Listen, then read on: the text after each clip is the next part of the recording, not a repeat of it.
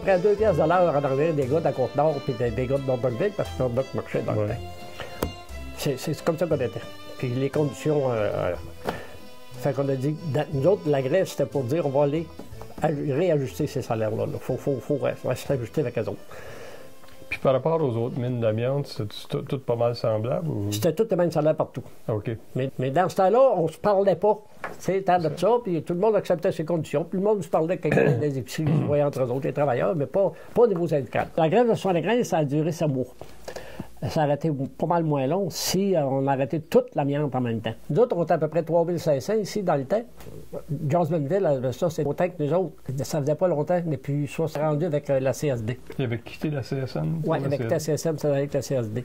C'était le gros local que la CSD avait. Puis nous autres, on a toujours dit que la CSD, dans le temps, il n'y avait pas de fonds de grève pour payer ce monde-là en grève, premièrement. Deuxièmement, la compagnie de Jasmineville avait donné dans la CSD que si les gars de la viande étaient forts dans la grève, puis s'ils allaient chercher mieux que ce que les autres avaient eu, qu'ils les ajusteraient. Puis ça soyait sur leur steak, eux autres, bien voilà. attendaient. Ça fait que par après, c'est ceux qui ont été réajustés. On est allé chercher 1,25 de rattrapage, puis après ça, 1 pièce de l'heure d'augmentation d'une classe à l'autre, d'indifférent, plus un boni vie cher à chaque 0,5 d'augmentation sur le coût de la vie, on avait 0,5 d'augmentation sur notre salaire. C'était une indexation réelle, ça, là. Ça ne pouvait pas aller chercher mieux que ça. Et après, quand la grève a été réglée, bien, ils ont bénéficié des mêmes conditions. Puis ils ont profité de la loi 51. Ils ont profité de tout. On vous donne ce qu'ils ont eu dans l'amiante. On n'entendait pas parler d'aviantose dans le temps. On entendait parler de monde qui sont pognés avec des maladies pulmonaires, qui ont de la misère à respirer, ils montent en escalier, ils arrivent en haut, ils sont à moitié morts. Sauf que ça, on ne parlait pas aux autres non plus. Là. Mais la CSN, les autres, ils ont commencé aussi à le faire. Mais les autres, ils sont allés voir le docteur Selikoff, l'étude du Bolsonaro. Ils ont tous sorti ça, mais jamais ils nous ont parlé de ça. Quand on est sorti en grève sur le Front commun, c'était pour les salaires, point final. Puis les conditions, là, mais c'était surtout le gros, c'était surtout les salaires. Jamais il y avait été question d'une bataille sur l'emboussiérage. Et ça, c'est arrivé, la grève était commencée, et un bon matin, c'est une grosse conférence de presse, puis tout ça, puis cette étude-là a sorti. Et là, nos membres disaient, c'est pas pour ça qu'on est en grève, là. C'est pas pour ça qu'on se bat. On se bat pour nos salaires. Puis même un mois après, là, que ça brassait, il y a même de nos membres qui ont convoqué l'Assemblée spéciale pour nous dire sortez de ça, ce Front commun-là, vous laissez faire la CSN seul, puis... Et quand il y en a d'autres qui faisaient le job de l'autre bord, qu'il ne fallait pas sortir du Front commun, on l'a battu ça à bout de bras, le Front commun, là. Ça n'a pas été une mauvaise affaire, là, que la CSN ait fait ça, là. Parce qu'il est sorti une loi durant la grève, qui était la loi 52, sur les types d'aviantose dans les lignes de carrière. Si cette bataille-là n'aurait pas eu lieu, cette loi-là ne serait pas arrivée. Ça l'a amené ça, là.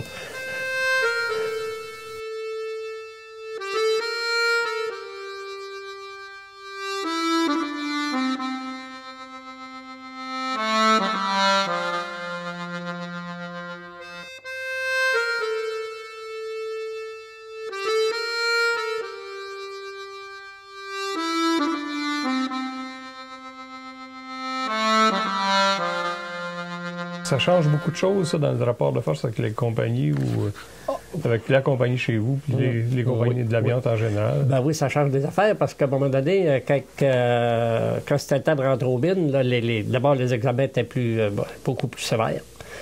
Ils n'embauchaient pas beaucoup après, là. Mais il y aurait aimé mieux du monde qui viennent dans les dehors pour dire on vient s'engager des mines de Thetford. Ils s'affichaient que tu restes à Thetford sacrément pour dire t'as de la poussière. Ouais, moi, quand je faisais la livraison, je disais tantôt je faisais la livraison dans l'épicerie, là. Il y avait dans la rue Saint-Alphonse, sur le bord de la mine, c'est dans Asbestos Corporation, la mine King, je pense. En tout cas, il y avait des petits bouts de rue qui aboutaient proche de la mine. Là. Le matin, quand tu rentrais là, dans les maisons pour aller faire des livraisons, tu laissais tes pistes sur la galerie. Ah oui. À plein d'été, là, à cause de la poussière. Les madames qui l'avaient dans ce temps-là, ils ne mettaient même pas le linge sur le corps de linge à certaines périodes quand le vent venait à eux autres parce que le linge venait plein de poussière. Ça fait que tout le monde qui restait là, il y a des femmes, il y en a qui ont fait des autopsies sur leurs femmes quand elles sont décédées. Pas toutes, là, mais il y en a qui ont dit Christ, on va pousser ça au bout de faire pour le fun. Puis il y a des femmes qui sont décédées amiantosées parce qu'elles restaient là. Il y a un paquet de monde qui travaillait. Il y avait une shop ici, ils appelaient ça la shop Joté Baudouin. Les poches de juste, ça se brisait, ça, à un moment donné. T'sais. Quand c'était brisé, puis c'était réparable à cette shop-là, réparer les poches. Puis Puis c'était pas juste là, c'est parce qu'il y avait déjà eu de la viande là-dedans. Là. Fait qu'il y a du monde qui ont travaillé là, qui sont des femmes, c'est surtout des femmes qui travaillaient là, qui sont mortes amiantosées, juste à cause de cette amiante-là. Parce qu'elle avait manipulé ça, c'était la poussière dangereuse, ça. Mais pour dire changer la mine, ça a changé beaucoup d'affaires dans les conditions. Mais avant ça, quand tu travaillais sur terre, il y avait un bloc à driller pour l'envoyer dans les races que moi je faisais, là. Les gars prenaient on plaçait une catène dans le temps, un petit gun à l'air avec une drill, puis ils drillaient un petit trou là-dedans, mettaient un petit bout de dynamite, puis ils le dynamitaient. Et là, il n'y a plus de forage qui se faisait à sec. Ça prenait de l'eau partout. Fait que quand tu travaillais dans une galerie, il fallait que tu y ailles driller pour faire un trou quelque part, il fallait que tu prennes une autre à l'eau. Puis une fois que tu as fini, quand tu dynamitais, il fallait que tu ressortes tout ça. On dit aux gars, vous êtes à l'heure, si vous n'êtes pas à job, prenez le temps qu'il faut, arrêtez d'en respirer d'environ. Puis, ils ont essayé des masses, toutes sortes d'affaires. Mais les conditions se sont beaucoup améliorées, mais il y a eu des conditions, des fois, que le monde trouvait que c'était poussé un peu fort. Là. Mais on dit au monde, c'est pour protéger votre vie, ça, quand même. Est-ce qu'il y en avait des masques à l'ensachage quand tu as commencé à y travailler, toi? Oui, il y avait des petits masques à papier, là. Tu sais, des petits masques. Genre des petits masques chirurgicaux. Ça valait pas cher. Ça, tu sais, il y avait qui mettaient ça. Est-ce que ça a évolué et que vous avez été mieux protégé par la suite? Oui, il y a eu des masques après ça. Il y a eu toutes sortes de masques, mais ce qui a évolué, c'est surtout l'aspiration de la poussière. Là. Parce que ces masques-là, il y en a qui les portaient. Ils disaient que ça les empêchait de respirer. C'est sûr que ça empêchait peut-être de respirer de la poussière. Mais une condition de mine, il faut que tu portes des lunettes de sécurité. En plus. Moi, si je mettais ce masque-là, dans 2 minutes, je voyais plus clair. Alors, je venais tout reçu de la lunette, ça valait rien. Mais la façon sécuritaire que ça a été de dire on va l'abolir, la poussière. Oui, c'est ça. Ouais. Est-ce qu'ils ont réussi à l'abolir dans une proportion très forte? Il faudrait que je vérifie pour être sûr, là. Mais du monde qui ont été amiantosés après 75, il n'y en a à peu près pas. Jusqu'au moment où ils ferment les mines, là, parce qu'il y avait des conditions plus sécuritaires, si on veut, pour travailler. Beaucoup plus. Tu sais, le moulin où je travaillais dans les premiers temps, là, on appelait ça un moulin, l'usine de défibrage. Il y a des places là, où on faisait le ménage. Là. Le son assis là, pour le voir, il fallait quasiment que je m'approche. Il y avait de la poussière des places. Là. Aujourd'hui, en dernier, quand il travaillait là-dedans, il n'y avait plus. C'était l'air de l'air. Là, on pouvait dire, juste pour donner un exemple, un chiffre à peu près garoché, là, mais la norme, c'était 2 fibres par centimètre cube de poussière qu'il devait avoir, par centimètre cube d'air. On pourrait dire que dans ce temps-là, là, tu aurais pu mettre ça à 1500, puis plus peut-être. Au niveau des fibres, tellement il y en avait. En temps, il n'y en avait plus, peut-être l'air. Puis, la machinerie nouvelle qui installait, puis tout ça. Puis, ils travaillaient avec la machinerie qu'il y avait, puis la poussière qui sortait de tout ça, personne ne se plaignait dans le temps. Tout le monde était correct, tout le monde travaillait dans ça.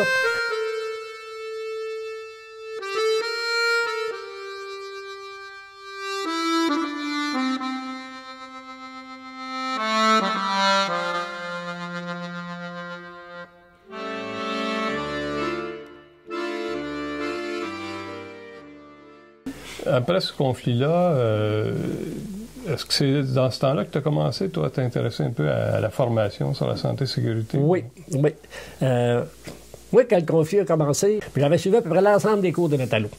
Et après ça, Blondin m'avait parlé pour des cours de formateur.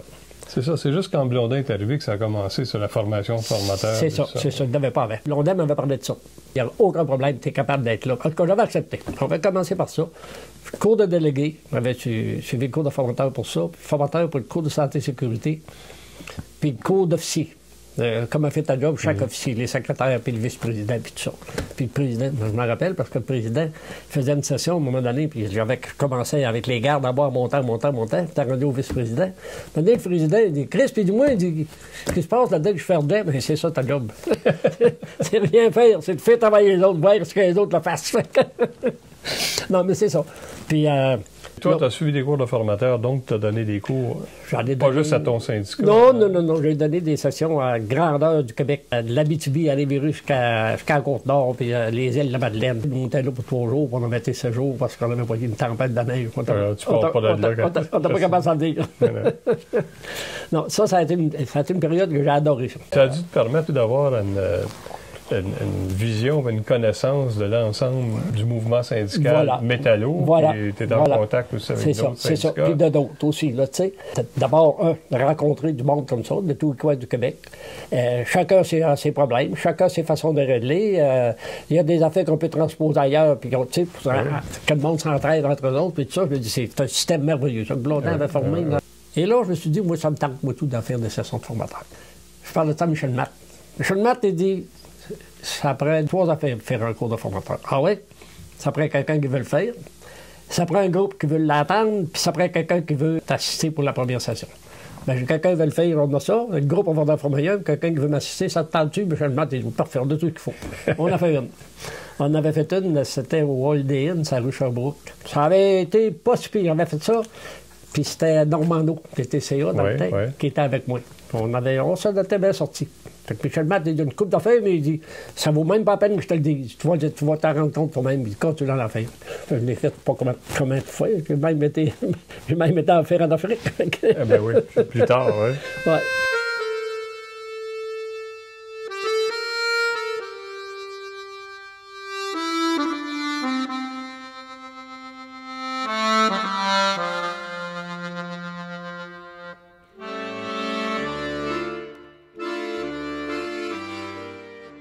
Comment t'es passé des métallos à la FTQ?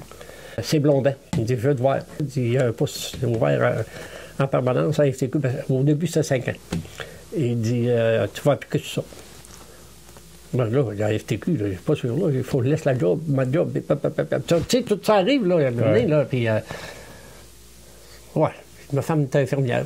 Si jamais ça ne va pas, on va plutôt sortir d'affaires. Je fais chaud. Je prends la chance. Ça, c'était un poste qui s'ouvrait. Là. Tu ne remplaçais pas quelqu'un. Non, c'est un poste qui s'ouvrait. Il y a 5 postes. Moi, j'avais eu santé-sécurité. Ça, c'était à cause des subventions du CTC dans le temps. Donc, c'est des fonds fédéraux. Oui, c'est ça. Et moi, j'avais eu ce poste-là. Jean-Marie Gontier avait eu le poste qui s'occupait du dossier des délégués. Oui. Joanne Deschamps, dans le temps. On était 4-5 qui avaient eu des postes dans le dossier-là. Et c'est comme ça que j'avais commencé, moi, à FTQ. Et ça allait bien, en tout cas, j'imagine.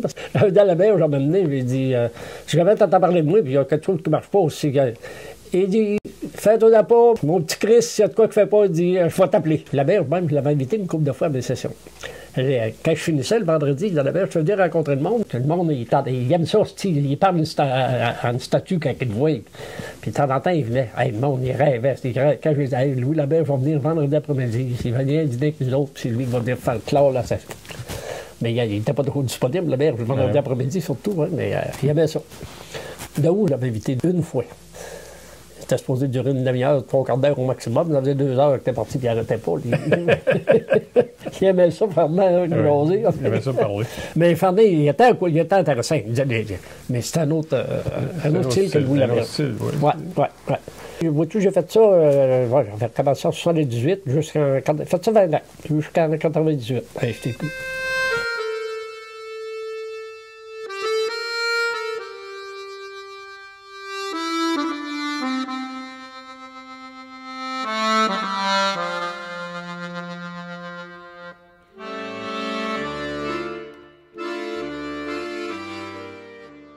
Les formations que tu donnais faisaient que beaucoup de monde se réveillait. Oui.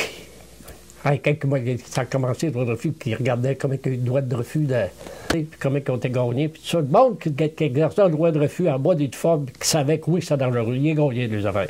Mais ça prenait quelqu'un pour les défendre. Ah oui. Il faut que le syndicat soit prêt à faire sa job. Le droit de refus, là, explique-moi là en quoi ça consiste. Est-ce que c'est seulement le droit qu'un travailleur individuellement a de refuser un travail, ou si c'est plus large que ça? C'est plus large que ça. Si le travailleur juge qu'il y a du danger, sa santé, sa sécurité, ou met en danger celle d'autrui, ça, c'est l'autre bout. Il peut refuser. Puis s'il refuse, ils ne peuvent pas le punir parce qu'ils disent « ça ne mettait pas ta santé à toi en danger, ta santé de l'autre, tu n'as pas d'affaire refuser pour l'autre. » Ça ne tient pas. Puis il y a une jurisprudence, tu traites l'air. C'est une compagnie de transport. Il y a un gars qui faisait de la soudure. Puis il y avait une vanne qui était à réparer. Il fallait qu'il change les sets de roues dans l'arrière, là. Fait qu'il dit au gars, tu vas... mais la compagnie ne voulait pas changer. Il dit au gars, tu vas souder ça, cette affaire-là, pour que ça soit correct et tout ça. Et le gars, il dit, je ne soude pas ça. c'est fini. C'est tout rouillé, c'est pourri. Le gars qui va prendre la route avec ça, là, Il va se tuer. si lui ne se tue pas, il va en tuer d'autres, mais que ça parte, là, ça va arriver où? Donc, il refusait, lui, parce qu'il y avait un danger pour l'autre, qui était pour partir avec. La compagnie suspend le gars, lui aussi, parce qu'il a refusé de faire le job, premièrement, puis qu'il a fait un droit de refus pour une autre personne, que c'était pas son affaire, qu'il n'avait pas besoin de faire. Ça a monté jusqu'au troisième palier. Le troisième palier, c'était l'arbitraire. Donc, bureau de révision. Après ça, ça a été la commission d'appel. Et on donnait raison au monsieur de dire « Tu n'avais pas à de ça, puis la compagnie ne nous aidait pas à mettre ça sur le chemin. » La compagnie, en plus, quand tout ce droit de refus-là était fait, tout ça, ils ont fait changer toutes les routes, ils ont fait changer tout dans les devant.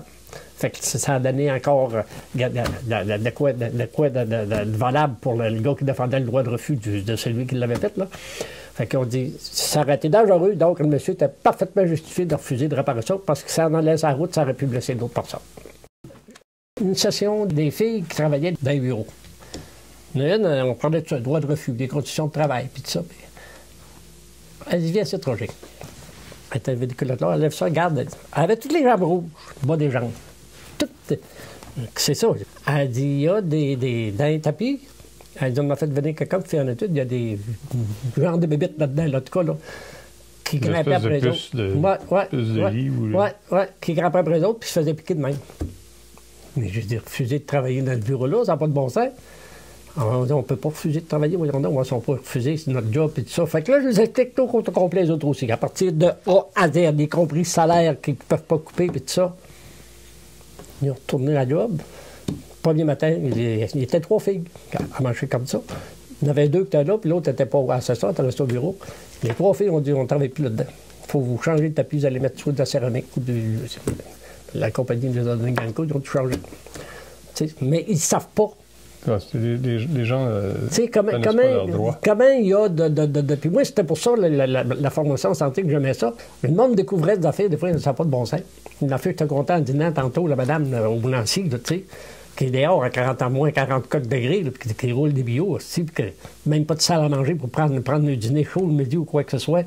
Le lendemain, d'autres, t'as le droit de refus, puis 2-3 jours après, c'était réglé. Mais faut que tu le saves. Il faut avoir le courage de le faire. Aussi. Puis convaincre les autres quand il y en a d'autres d'impliquer. Oui. Et ça, c'était pas juste dans le secteur industriel, dans le secteur minier, c'était partout. Oui. Les portes de papier. Tu sais, moi, un exemple avec Bécomo. À un moment donné, les gars me parlent. Il y a 5 gars qui sont poignés d'une maladie. C'est un cancer. Mais c'est dû à quoi? 5? Oui, c'est qu'ils font, ils travaillent tous dans le même département. Les autres, ils appelaient ça, c'est... ils manipulaient, les gars, je ne sais pas le terme, du Veer White. J'ai l'impression que c'était un blanchisseur, là, je ne sais pas trop quoi, là. Les 5 gars faisaient le même job. Ils étaient poignés avec des sacs, après les autres. Puis, ils ont dit, la compagnie était bien smart, ils ont installé une toilette spéciale. Et là, j'ai pas besoin de te dire ma réaction, hein, les tabarnouches. J'ai dit, ça vous n'avez pas envie, à un moment donné, de faire une petite étude? Ben, c'est ça que 5 gars qui travaillent dans le même département, qui ont la même maladie, qui sont pognés avec des sacs. Ça sert à... C'est dû à quoi, là? Commencez. Je me rappelle du nom du président, je l'ai traité. Il y en a un que je n'ai pas dit, que j'ai traité d'incompétent. Là, devant un gars, là, je ne sais pas de crise de bon sens de laisser mourir ton monde. Même, il y en a 5 qui vont crever, là, tu sais.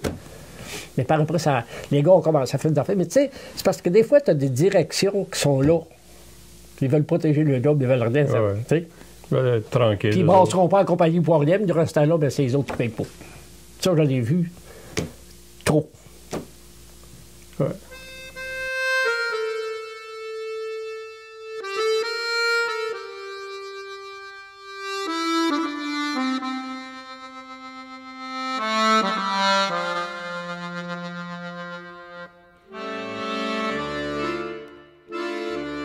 Premier droit de refus dans une mine.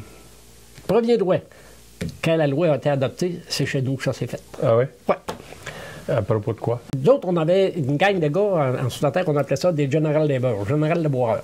Quand il manquait quelqu'un, quelque part, le matin, il prenait un de ces gangs-là et l'envoyait là. Il y avait un monsieur un matin qui n'est pas rentré, il était malade, puis c'est lui qui renait le train sur terre pour troller, là.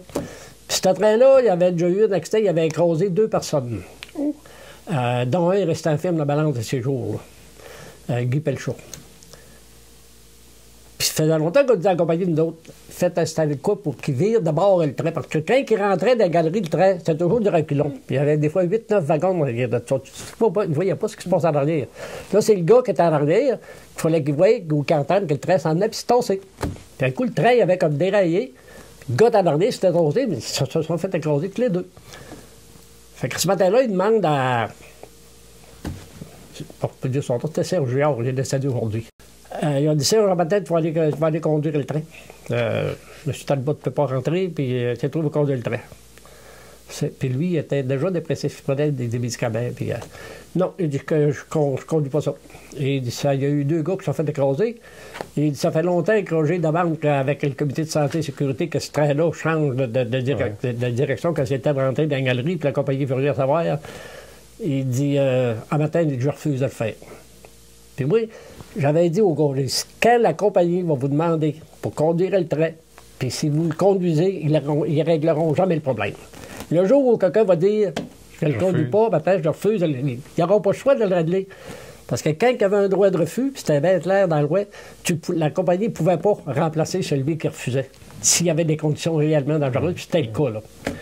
Fait que, il avait appliqué ce droit de refus-là. Là, la compagnie, puis il n'avait pas le droit de l'envoyer chez eux. Fait qu'on dit, on t'a pas travaillé matin, chez vous. Ils ont congédié, ils l'ont envoyé chez eux, suspendu. Ils ont mis un autre gars sur le train. Donc, ils l'ont remplacé, ce qu'ils n'avaient pas le droit de faire non plus. En tout cas, tout ce qu'il ne fallait pas qu'ils fassent, ils l'ont fait. Fait que moi, ce temps-là, j'étais rendu à FTQ. Et là, je reçois un téléphone du président du local dans le temps. Il dit, Roger, ça fait longtemps que tu voulais régler le problème du train. Tu t'attendais que quelqu'un refuse. Là, il dit, ben, c'est à FTQ, là, on a besoin d'aide. Il y en a un qui a refusé dans le lendemain matin. Il faut que tu viennes, pas de problème. En fait, je t'ai descendu, je pense, le lendemain, à la téléphone. Puis c'est Serge Trudel qui est allé le plaider. Parce que moi, je ne veux pas aller le plaider moi-même, parce que ça, il n'y a rien de pire que ça, là. Hein?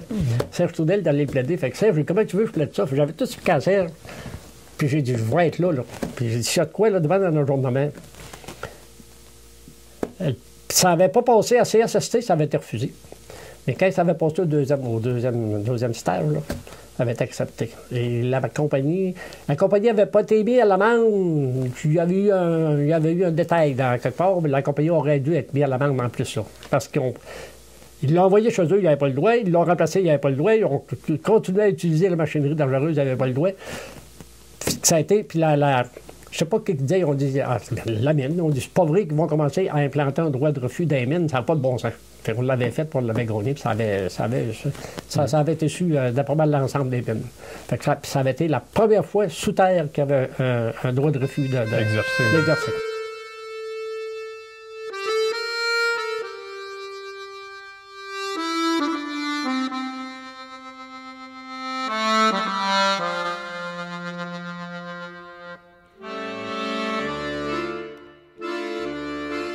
En 2000, je suis parti officiellement. Quand j'ai commencé à FTQ, moi, on m'avait dit ton dossier, ton mandat, c'est de développer des cours en santé et sécurité. Puis l'implanter dans les différents syndicats. Puis quand j'ai commencé à FTQ, il y avait un cours de 2 jours, puis un autre en développement de 2 jours, puis c'était tout. C'était Florian Wallet, dans le temps, qui était à l'Irak, qui travaillait avec la FTQ pour développer ça. Puis il y avait le Conseil du travail de Montréal qui faisait des sessions, puis une couple de syndicats, dont les métallos, puis l'autre qui faisait... Il y avait le TCA qui faisait un petit peu, puis c'est un peu de commerce. Fait que quand j'ai parti de la FTQ, 20 ans après, il y avait 15 cours différents de développer, plus beaucoup de journées d'information sur la jurisprudence, sur le stress, sur des choses de même. Puis l'ensemble des syndicats et l'ensemble des conseils du travail font des sessions de formation. Fait que moi, quand j'ai vu que tout ça t'a rendu là, moi, je pense que mon mandat est fait. Ça a pris 20 ans, puis c'est assez. Puis partir tranquille. Je m'en vais. Ma job est faite. Après avoir passé autant d'années là, à transmettre ton expérience, tu te la coules un peu plus douce, si je comprends bien. Là, oui. J'ai 3 petits-fils, là. Ah oui, ça, c'est... c'est merveilleux. On s'est occupé de bazou de char. Bon, j'ai eu une équipe de course d'automobile à un moment donné. Ah oui, en plus? Ben oui. On a eu du fun avec ça. On a passé des belles années. On a acheté un morceau de terrain sur le bord d'une rivière. On a tout bûché des arbres sur ce terrain-là. On les a amenés au moulin scie pour les faire scier, puis les faire débiter, puis on les a ramenés là, puis on a bâti le chalet avec ça. Du beau passe-temps, là, tu sais. On va se faire, on s'en a une petite caisse de bière avec ça. Un peu de vin aussi. Un petit peu de vin. Puisque t'es un vigneron, toi. Ben, ça m'a fait plaisir, mon cher Ben, Roger. moi aussi, ça m'a fait énormément plaisir. Toujours bon de te Ça a retrouver. été plaisant. J'espère qu'on va se revoir encore.